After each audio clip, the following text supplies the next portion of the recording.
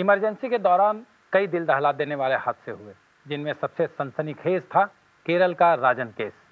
Calicut regional engineering college के छात्र P राजन को न सिर्फ पुलिस ने झूठे आरोप में उठा लिया, बल्कि उसे यातनाएं भी दी गई। इमरजेंसी बीत जाने के 25 साल बाद भी राजन के बूढ़े पिता को बेटे के घर लौटने का इंतजार है।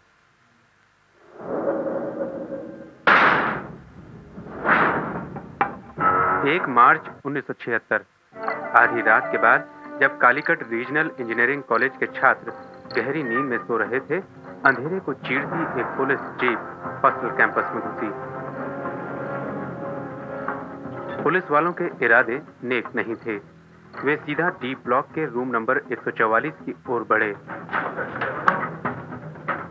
कमरे में फाइनल ईयर का स्टूडेंट पी राजन सो रहा था। पुलिस ने उसे जगाया और बिना कुछ बताए जबरन जीप तक ले गए। और जब जीप वहां से निकली तो अपने पीछे कुछ धुआं छोड़ गई। राजन की याद भी पीछे छूट गई। पुलिस जीप राजन को लेकर सीधा कक्केयम की ओर बढ़ी, जो कालीकट से करीब 35 किलोमीटर दूर है। पुलिस वाले राजन को कक्केयम पुलिस कैंप ले गए और उसके बाद शुरू हुआ टॉर्चर का सिलसिला। राजन को लकड़ी के तख्ते पर लिटाकर उसके हाथ पैर बांध दिए गए और तब तक यातनाएं दी गईं जब तक उसकी सांस बची रही। राजन को क्यों गिरफ्तार किया गया, ये सबके लिए सस्पेंस था। पुलिस ने किसी को कुछ नहीं बताया। राजन के बूढ़े पिता इच्चरा वारियर रोज हॉस्टल जाकर राजन को लड़कों की भीड़ में ढूंढते रहे, पर कुछ हासिल नहीं हुआ।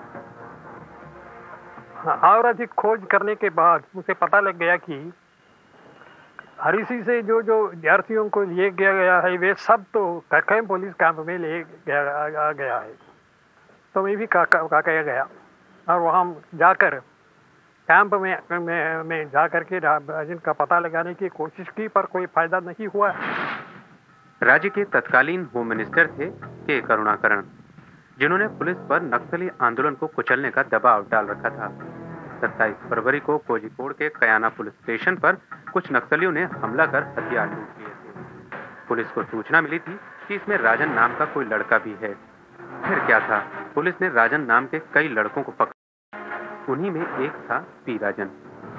Police had arrested 5 Rajans in this area, and here he was only one of them. So I reckon that Rajan was only on some kind of suspicion based on a name, not because he was pinpointed as a Naxalite.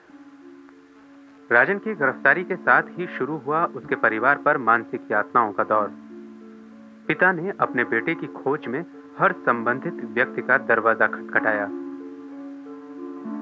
राजन की मां एर्नाकुलम स्थित अपने घर में बेटे का इंतजार कर रही थी, क्योंकि कुछ ही दिन पहले राजन ने चिट्ठी लिखी थी कि वो घर आ रहा है। वारियर ने राजन का गायब होने की बात घर में किसी को नहीं बताई।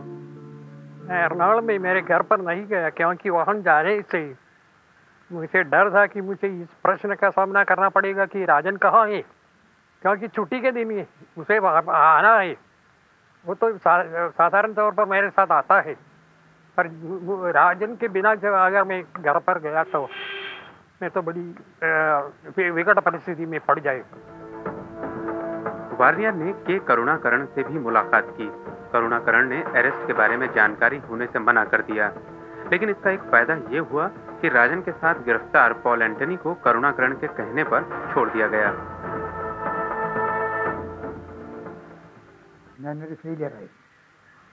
मैं फेलियर था। जो भी हो रहा था मुझे मालूम नहीं था। इस मामले में लास्ट मोमेंट तक मुझे बताया गया राजन जिंदा है। राजन के लेटर्स, फोटोज सब मौजूद थे। ऑफिशियल रिपोर्ट्स के खिलाफ किसी ने कुछ नहीं बताया।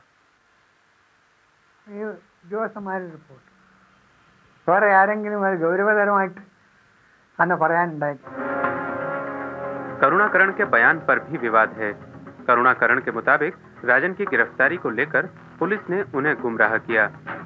कालीकट के तत्कालीन एसपी के लक्ष्मणा, जो इस मामले में अभियुक्त भी हैं, उनका कहना है कि राजन को गिरफ्तार करने वाले अधिकारी जयराम पटिकेल ने समय समय पर करुणाकरण को सारी जानकारी दी।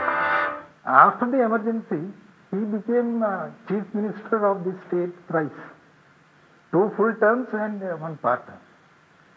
What action did he take against those officers? आखिर राजन गया कहाँ? इसको लेकर तरह तरह की बातें कही गईं। कुछ लोग कहा करते हैं कि ये मैं जो कहता फिरता हूँ कि राजन की मृत्यु हुई है वो तो सरासर झूठ है, कुछ लोग कहा करते हैं, खासकर ये करुणाकरण के अनुयायी। पर मैं तो उनकी बातों में नहीं आता, क्योंकि वो मुझे धोखा देने के लिए ही इस प्रकार का प्रचार करते हैं। करीब 2 साल बाद इमरजेंसी हटा ली गई और ये मामला अदालत में गया। यूनाइटेड डेमोक्रेटिक फ्रंट की सरकार बनी और करुणाकरण चीफ मिनिस्टर बन गए। लोकतांत्रिक दबाव पड़ा। करुणाकरण ने विधानसभा में कहा कि राजन नाम के किसी व्यक्ति को गिरफ्तार नहीं किया गया। जब हाथ में सही रिपोर्ट हो तो गवर्नमेंट कुछ कर सकती है। यही वजह है उस दिन असेंबली में ऐसा जवाब देना पड़ गया। मामले की सुनवाई हुई। अदालत ने 21 अप्रैल 1977 तक राजन को कोर्ट में पेश करने का आदेश दिया। पुलिस कैंप में बंद जोसेफ चार्ली ने बयान दिया कि राजन टॉर्चर के दौरान मारा गया। मामले से जुड़े पुलिसकर्मियों को सस्पेंड कर दिया गया। झूठा बयान देने के कारण करुणाकरण को इस्तीफा देना पड़ा।